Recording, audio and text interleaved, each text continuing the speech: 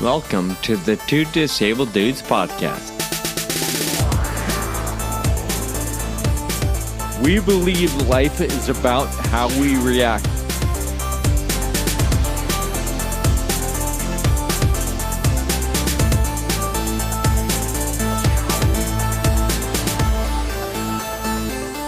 Welcome back to the Two Disabled Dudes podcast. Sean, as you know, I started recording in my clothes closet in my room. Yeah. I have this really nice studio that I made custom, and then I realized that it sounds so much better in here. You put a lot of work into that. Painted, friends help you hang the little foam pads. Yeah. You I think pushed down a wall or took it out. Like, you put a lot of work into it, and now you're just hanging out in your closet. Yeah, I found out that it's really just vanity. It isn't quite as functional as just the other room I have, so... Yeah. We're going to start off with our top picks for Season 6, and today the category is the place that we buy clothes. Like, what's your go-to place where you go to shop for clothes, Sean? Yeah. I know the idea is to pick one, right? But I feel like we gotta preface this with, it really depends. I guess my number one's probably Express. Okay. That's probably where I go often. Sometimes, especially if it's gonna be like a dress shirt or dress pants, it's Express. But I'm not gonna lie, I do have a thing for Ross and Nordstrom Rack and TJ Maxx and all those. You can always find a great deal in stores like that. But my go-to is Express. How about you? I am a Gap guy. Oh, wow. I find, Typical what, I usually... 40-year-old. I know. Because, I got a decent shirt there that fit me well one time. And I'm like, all right, that's One time when you were a kid? For the rest of my life. Well, I was also going to say that, I actually haven't really bought any new clothes for a year and a half. Partly because of COVID, right? But also, I've got t-shirts that I got in high school.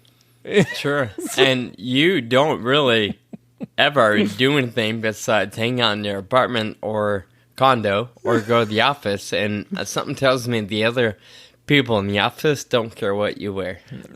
I could be wrong. Well, yeah, but, I've got that Fair Energy Ball, which you've been to a couple times, and, I've got events like that, once or twice a year, so I do shop at Express when I have events like that, yeah. All right, so be honest, when you have that once or twice a year formal event, do you look for something new, or do you just recycle a new color of a button-up shirt or something? I look for something new, but I hate spending time shopping. Oh my gosh. So I wear a vest and just a different color shirt every year, Yeah. That's part of the reason why I asked, because I feel like the vest is you. Like Mark Zuckerberg, he always wears a black t-shirt. I could get on board with that. Good point. Certainly makes it easy. Sean, our listeners have heard us do panels either live on stage or as a virtual panel for our friends at Amicus Therapeutics. And earlier this year, we did a panel with Amicus, and there was a guy named Anthony DeVergillo. And we were really impressed with this guy, and so we had him on the show, and I think our listeners will enjoy. So here's Anthony DeVergillo.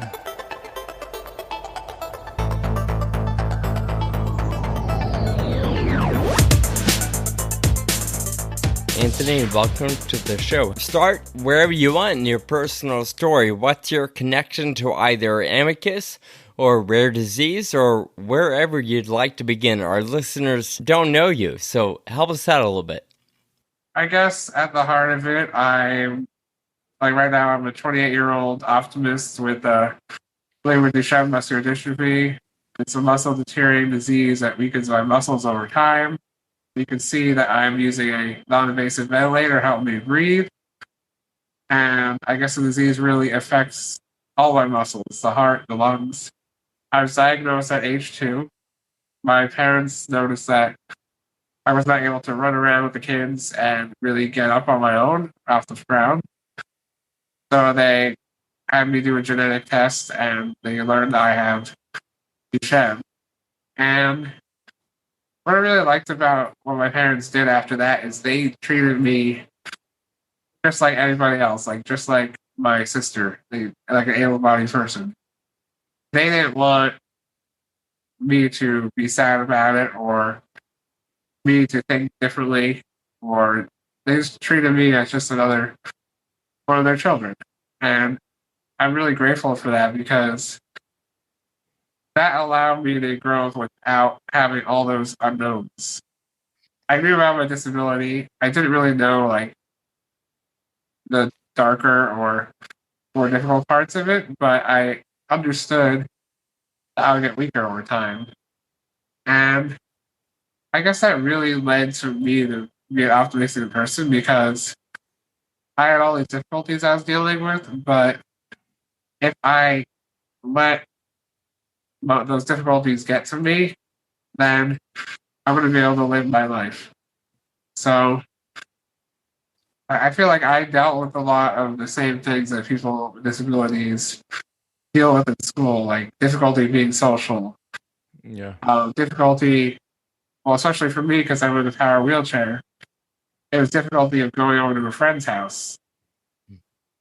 So I always had those social barriers to deal with. I always had to be the one to initiate the conversation with someone, or had to be the one to invite someone over to my house because I knew it was accessible. Like I've dealt with that same issue when I went to Rutgers University. Since for the first year, my nurse was allowed to drive me and commute me to college. I was able to meet with people and like make friends. But the year after, my nurse was not able to drive me anymore. Some new state rule, and I had to do a lot of schooling from home.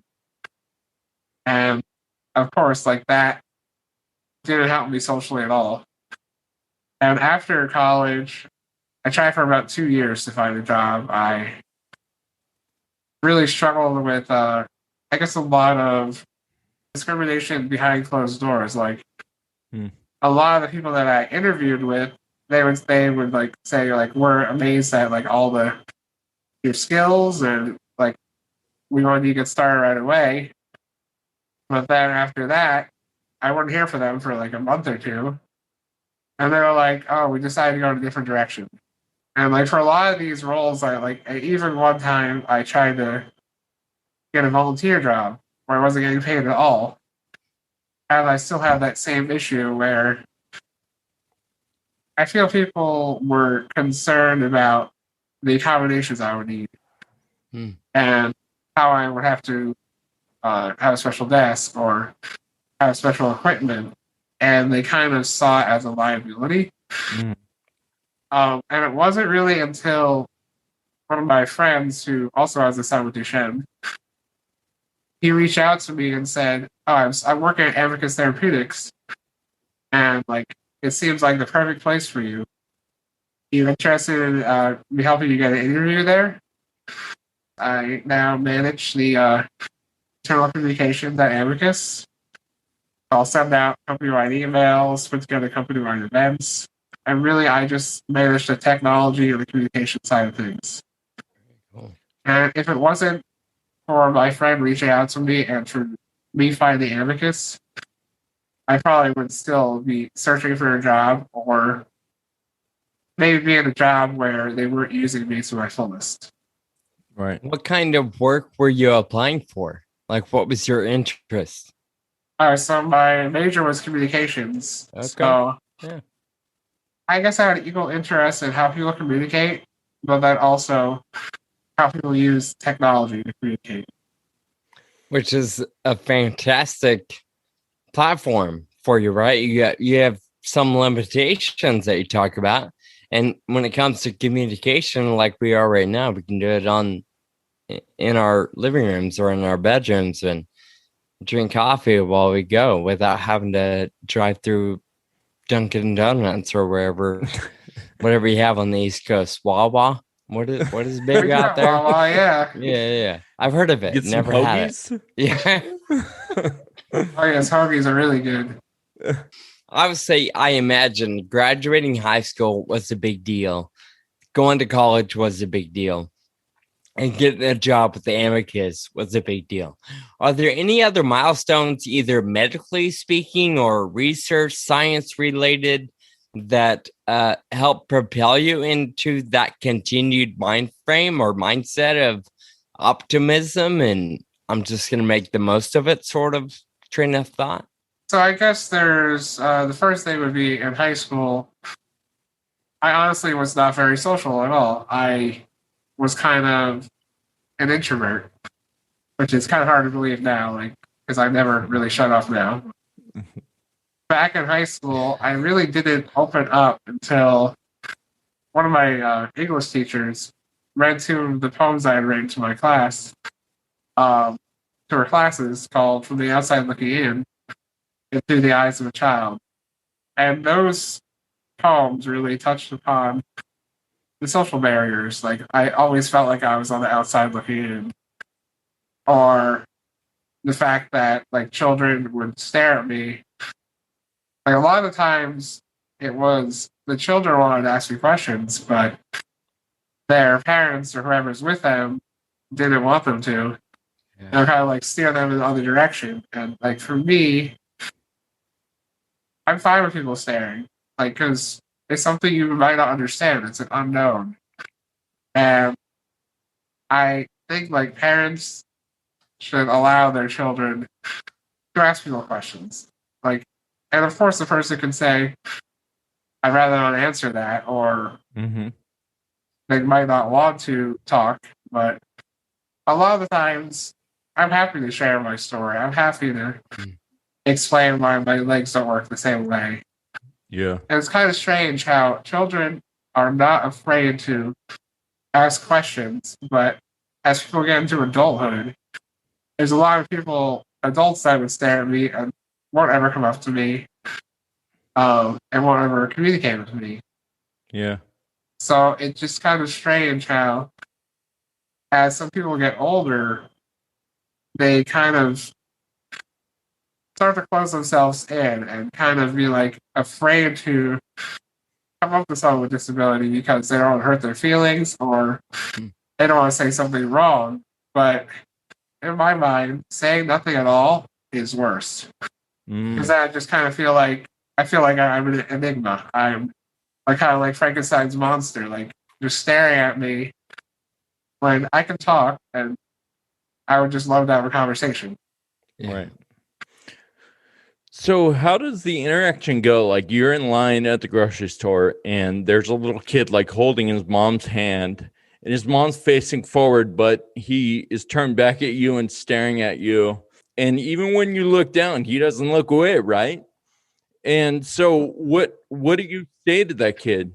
I would just say that my legs muscles work differently. I don't think the child's going to understand like the deeper aspects of my disease, but yeah, I think a lot of parents like they hear like their child ask the question, like, "Why don't your legs work?" Sure, they do say the question in a way that if an adult said that to you, you'd be kind of like put off by it. But you have to understand that they're learning, and just the fact that they're asking a question is a great leap forward. Like I think of when I go to a restaurant, whatever those are, I can't remember. I haven't been there in forever. So at restaurants, a lot of the times, a waiter or waitress would ask my mom what I want to order instead of asking me what I want to order, because there's this belief that everyone in a wheelchair and almost everyone with disability can't communicate. What I ended up doing to counter that is I would just be always be the first one to order. And And even when like a waiter or waitress would ask my mom first, I would answer for her instead. Well, my mom's gonna have lasagna.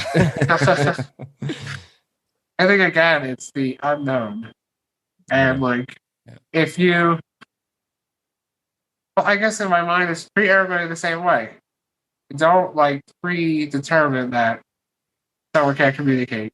It is crazy to me that there is that notion in society that if you have any form of visible disability, then, like you said, you can't communicate, and everybody has to do everything for you.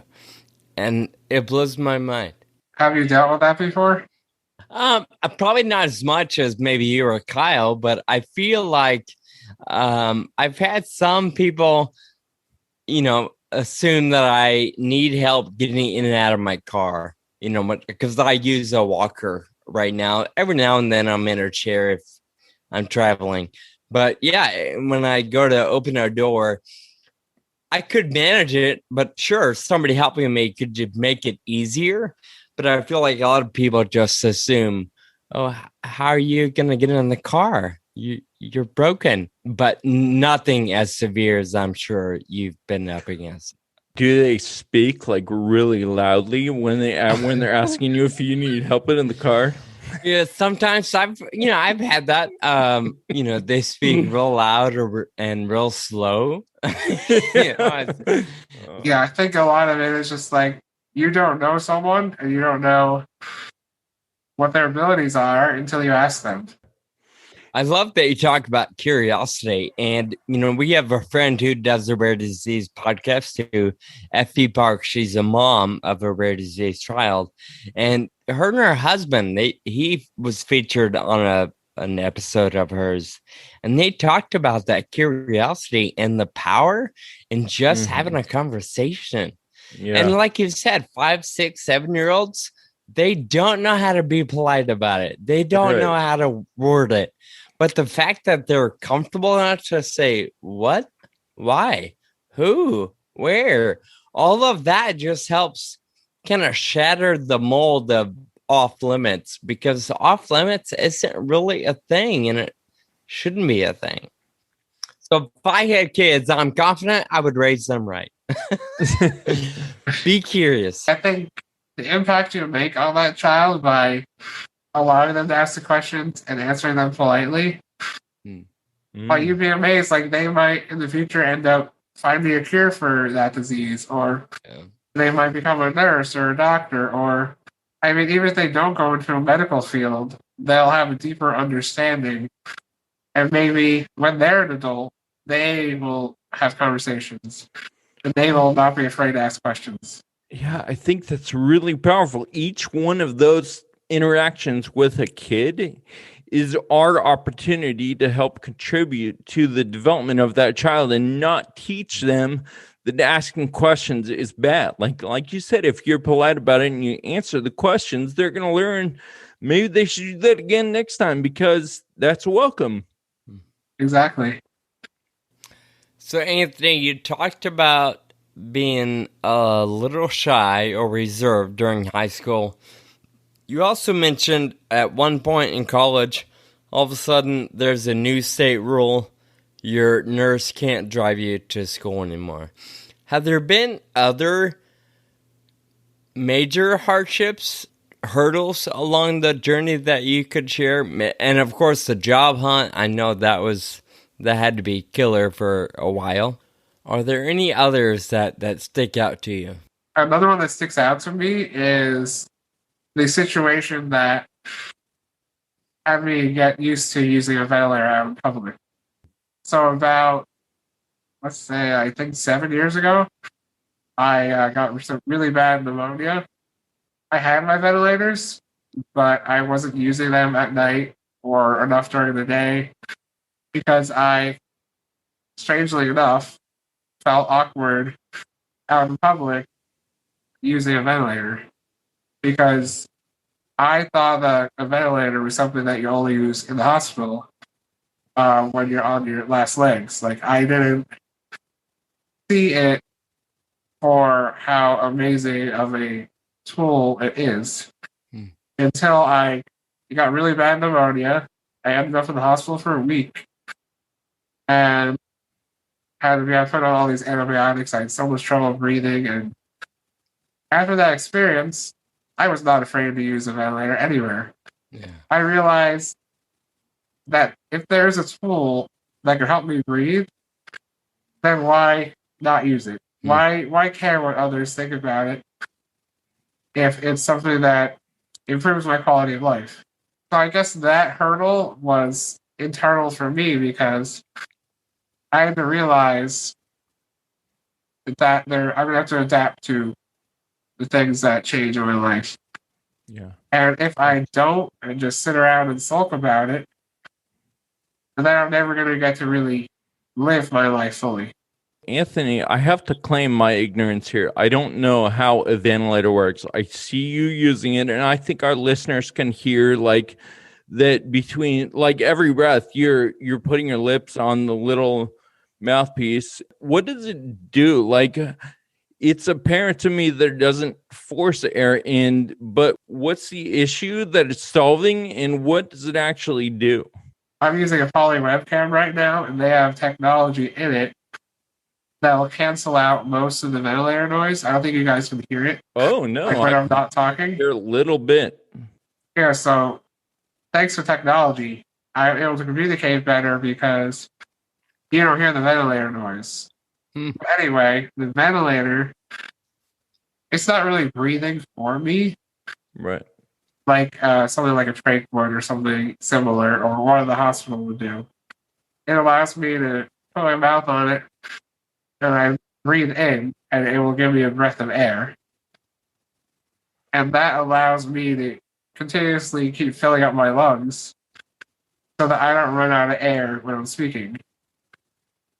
If I didn't have the ventilator, then I would probably be getting very tired from talking.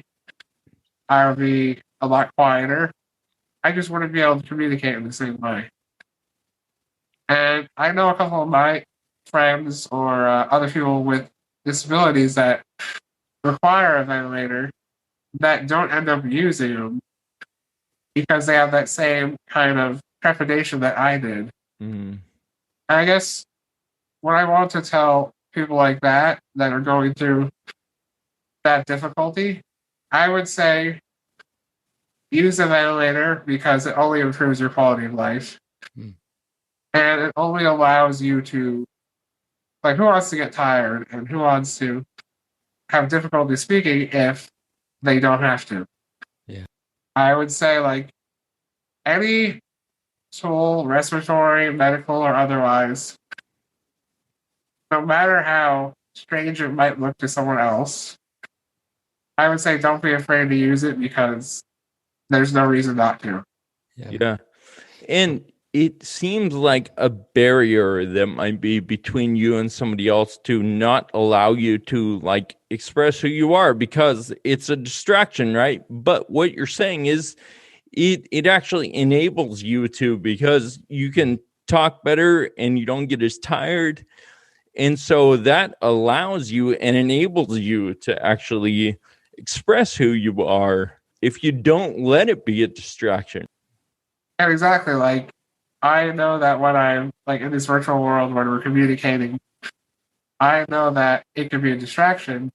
That's why I just so glad there is technology that can help offset it. Yeah. And really, if someone doesn't know what it is, it kind of goes back to just ask. That's an incredible point that I've struggled with here and there. I started using a walker this year, and there's always that in the back of my head. People are staring at me, and because I'm too young for the walker, or it's just there's a barrier in and of myself. Although nobody has ever said that to me. Nobody has ever said, "Oh, you're a dweeb, you use a walker," or made fun of my age. Now that I use it, though, what I have found over the last several months is that people are more willing to open doors for me, They're more willing to carry things for me. There, people at the gym just the other day were like, "Hey, do you mind if I ask what's wrong or what happened to you or why do you use that?" And whereas before, when I walk around, people just assume I'm drunk and they have a defense to me instead of a curiosity. And it's been mind-blowing just for me and a walker. I can imagine the level of freedom, I guess, you might experience when you're able to go out in public, not caring about all the wires and tubes that are hanging out on your chair. A lot of people when they're young have that trepidation to start using a power wheelchair if they need to. And like for me, like you just said, it makes me more independent. It makes my life better. Like people think, oh, you're in a wheelchair. That means your life's over. But to me, that's where your life really begins. That's totally. Good. Yeah, I'm glad you mentioned the power chair because I just moved to a power chair a couple years ago and I've talked about it a couple times on the podcast, but it was amazing. Like my favorite thing became taking the garbage out. And like I would never be able to have the condo that I have right now if it weren't for my power chair, if I was still using my manual. So it certainly is a thing that moves you forward if you allow it and not holds you back as you might think. Exactly. That's so true. So, Anthony, I want to shift gears a little bit. Obviously, you're, like you said, you're optimistic. You took the initiative to share an encouraging word like, hey, to those people, I would say X, Y, and Z. So I'm curious. I'm thinking of you as a very strong advocate. How do you connect with the other people around the globe? I would say the way I do that has drastically changed with the pandemic. I think before that, I really struggled with finding a community, with finding other people that are advocates, or just really finding a group of people that I can be social with and at the same time kind of understand the difficulties I'm going through and that don't judge what I'm thinking or what I'm doing about it. And I would say that the pandemic really opened up the world for me, which is crazy because for everybody else, it closed the world and made it harder for people to see each other and be social. But for me, all the things that used to be in person became virtual. And that allowed me to participate more because with my disability and with all the equipment that I use, it's impossible for me to travel anymore. I could probably go like an hour or two down the road, but I'd probably go visit Kyle in Philadelphia. But other than that, like other than just a short day trip, I can't really travel. I mean, and a big part of that is due to inaccessible air travel. A lot of people think that, oh, why are you just driving wheelchair around to the plane? Or why don't you just travel that way? It's easy, right? And I have to tell them there's no such thing as a plane that is accessible. That you can't just drive your wheelchair on and then go about your day like normal. I can't be transferred out of my chair. I can't be without my ventilator. There's all these things that I need that if I were to travel that required an airplane, I would never be able to. So that for all those reasons, having a virtual option for what once were in-person events, it didn't allow my disability or my difficulties or my barriers to stop me from joining a community. This might be a very uneducated question, but for the room. I'm excited to hear this one. When you get on a boat, a yacht, or maybe even a public bus, some taxis, you know, the big ones like vans and whatnot, there's a spot for you to stay in your own chair and they just strap your chair down, right? Why don't such spots exist on commercial airplanes? That's a good That's question. the biggest question I've been asking. Like, sure, you might lose 10 seats, so I understand there's a financial loss there, but that's true in public buses and boats and trains. So help me out, listeners, help me out. Why, like the front row, why isn't that reserved for 3 or 4 wheelchairs that people can't transfer out of? That's weird to me. That's a good question. That question hasn't occurred to me before, but it's really, I'm glad you bring it up.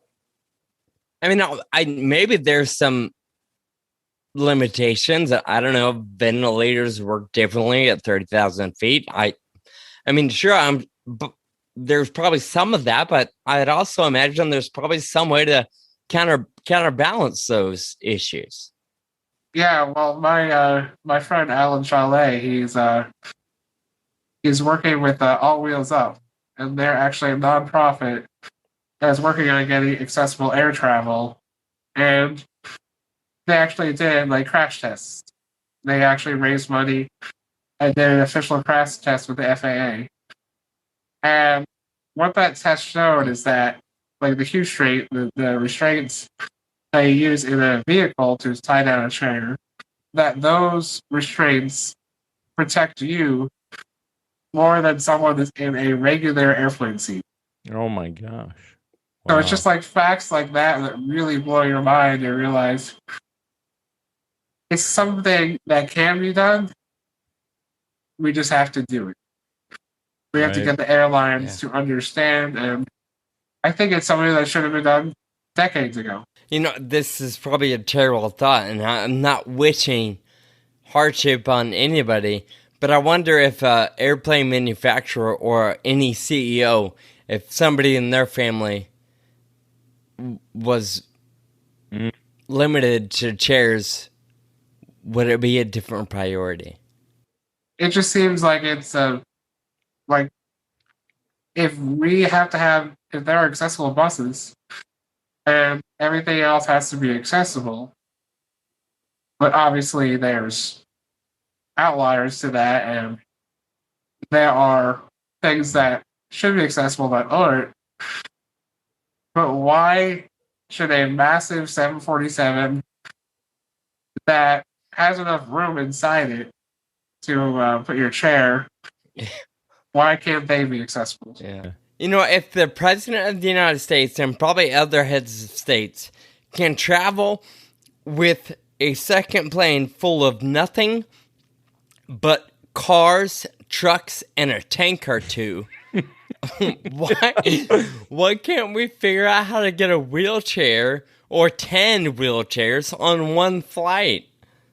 That's what? When Roosevelt was president and he used a wheelchair, they retrofitted Air Force One to put in the elevator that could bring him and his chair up, and so he could use the plane. So it's kind of funny that you bring up presidential airplanes, because they were able to do it back then, and now with our technology, we can't do it. Yeah, that was a long time ago. Yeah, somebody can correct me. A listener can correct me if I'm wrong. I'm convinced it's not an issue of can or can't. It's an issue of money. It's an issue of willing or unwilling. And I think in our world today, we're after the money, right? It's expensive, and we're not going to make as much if we give up 2 rows for 3 wheelchairs or whatever it may be. And to an extent, that's heartbreaking. Yeah, something I've been working on is video game accessibility, and it kind of relates to accessible airplanes, because sure, it costs more money and time to make games accessible, but if you don't make them accessible, you're not allowing 5% or more of the world who has a rare disease or disability, you're kind of not allowing them to enjoy the fruits of your labor and enjoy your creation. And for me, it all came to a head when I purchased a new Mario game from Nintendo, and I was about to go play it. I had never played it before. I was excited, and then I turned it on, and it asked me to save. But guess what? You had to point the controller at the screen in order to save. And just like that crazy little detail turned me off from playing the game entirely. And instead, I turned to Twitter, where I sent out a tweet directly to Nintendo of America talking about this issue. And I talked about it so politely. I just wanted to talk to them about it, just like try to improve the game. I never heard back from them, but I did hear from a YouTube channel called Game Explained. They have about 1 million subscribers, and they reached out to me and said, we'd be interested in interviewing you about video game accessibility and about all the hardships you're going through. And that video had about 60,000 views, and you'd be amazed in the comment section. It was actually, everybody was well behaved, had really great feedback and comments. I mean, sure, there are people that said, if you can't play a game, don't play it. But at the same time, there are people that would stand up for me and kind of like police that comment section to try to teach everybody that's making a comment, good or bad, that accessibility is important. And after seeing all the people that said, oh, I have this disability and I have this difficulty with video games, seeing about 200 or so comments like that really made me realize if we want games to be more accessible, I can't just sit around and do nothing. I have to try to do something about it. So if developers won't make their games accessible, I decided, well, I'll create a tool that makes any game accessible. Yeah.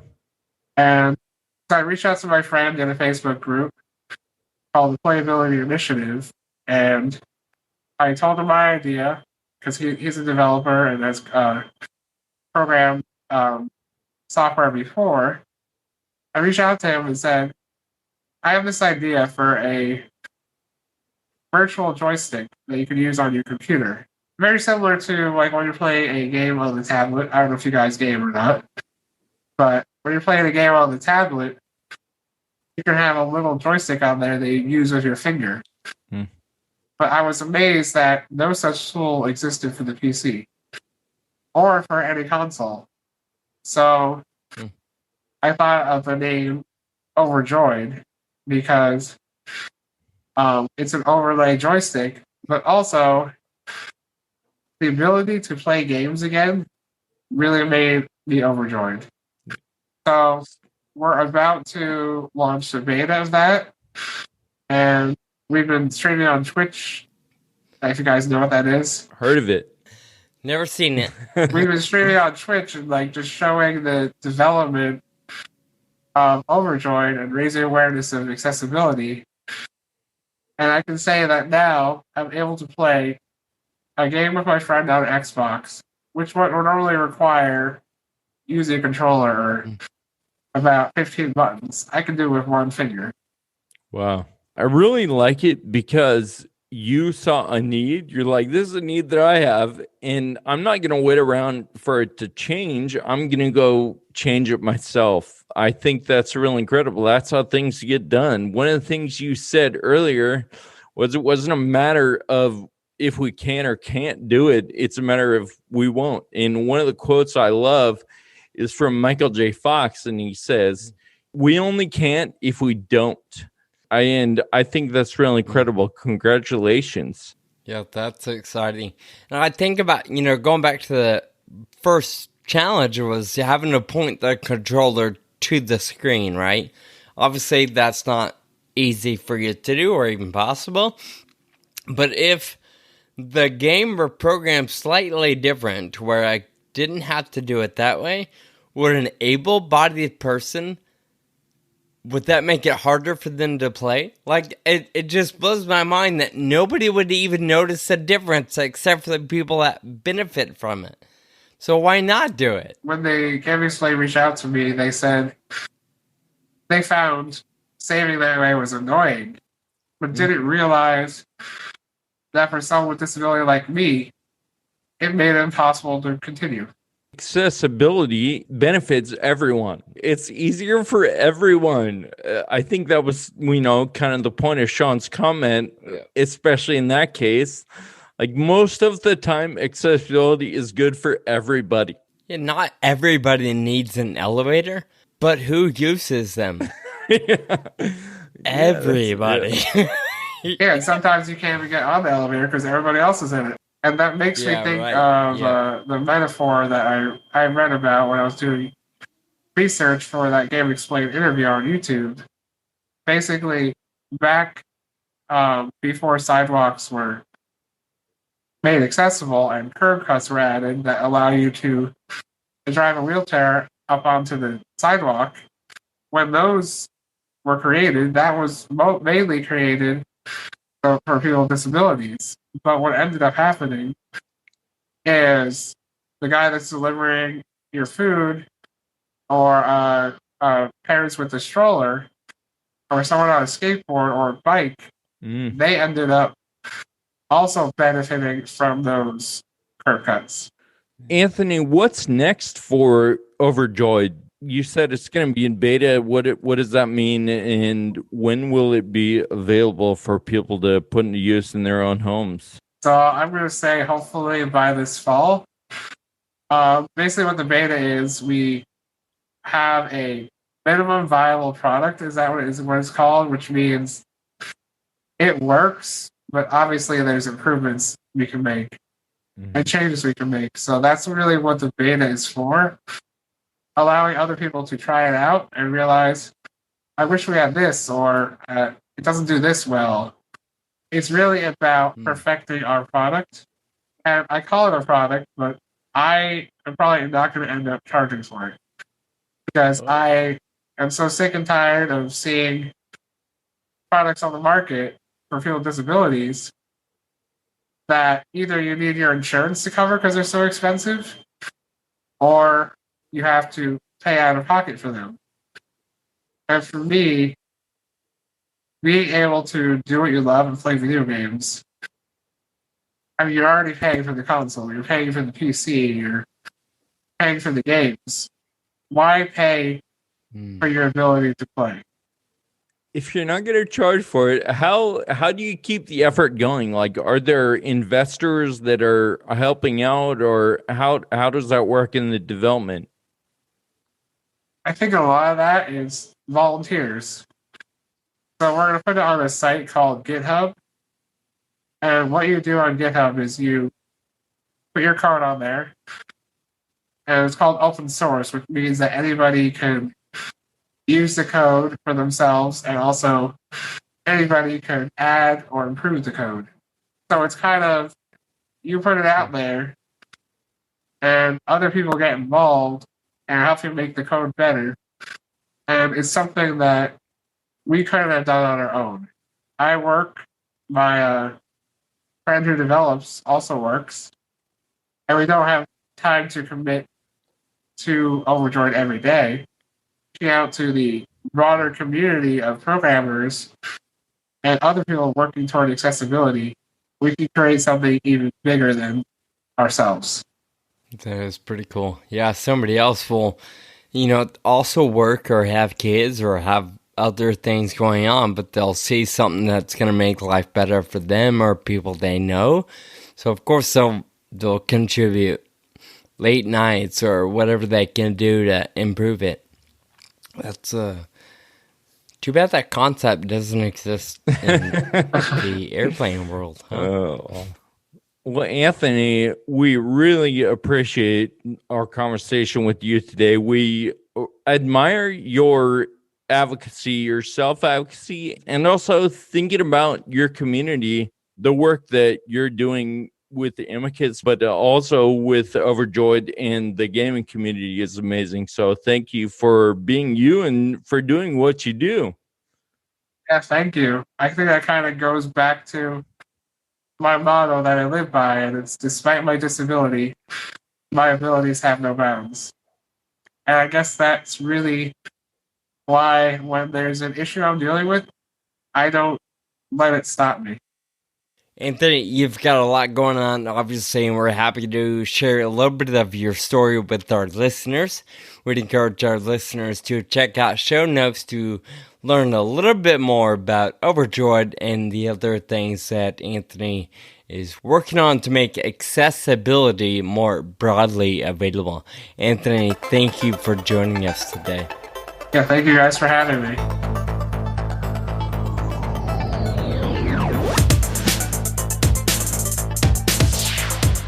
Well, Kyle, I thoroughly enjoyed meeting Anthony and having the chance to chat with him one-on-one like we did and just digging into a little bit of his life. Obviously, he has a lot going on, and he is not letting Duchenne muscular dystrophy hold him back, which, of course, is the kind of attitude we're always looking for on this show.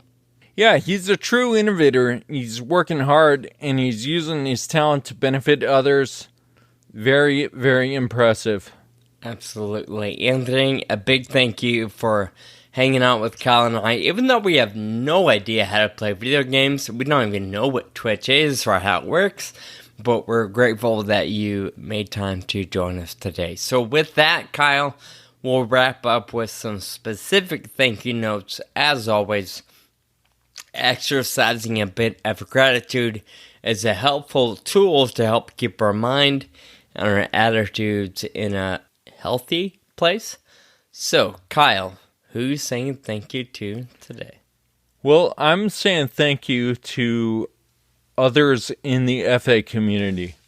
I think we support each other by means that we don't even realize. Just being able to observe others in the community and to be able to take things from the way that they treat themselves or treat others and just learn from other people about how to live with FA, I think is a truly amazing thing. And so thank you to the FA community.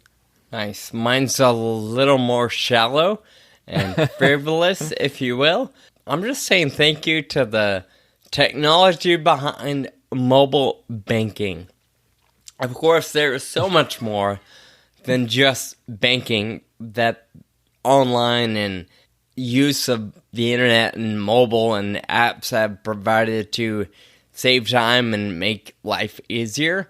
But that one specifically, I've been with my bank for, 20 years, and the closest bank to me is a good 20 miles away. There's not one in the city I'm now in. So for me to have to go to the bank is always kind of a chore. And I'm just grateful that I can do it all with my smartphone now.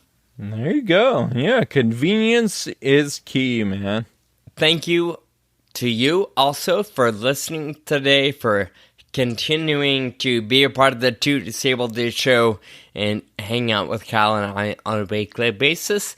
Please be sure to check out the show notes. Anthony mentioned all sorts of things that he's working on and helping volunteer his time with, so we'll link those in the show notes. If you're enjoying the show, please tell a friend, continue to rate, subscribe, and share the podcast with those in your world. We look forward to chatting with you again soon. Until next time, keep living with urgency. Thank you for listening to the Two Disabled Dudes podcast. This show is possible with your support. Visit twodisableddudes.com to donate. Connect with us on Facebook, Twitter, and Instagram. And be sure to subscribe on your favorite podcast app.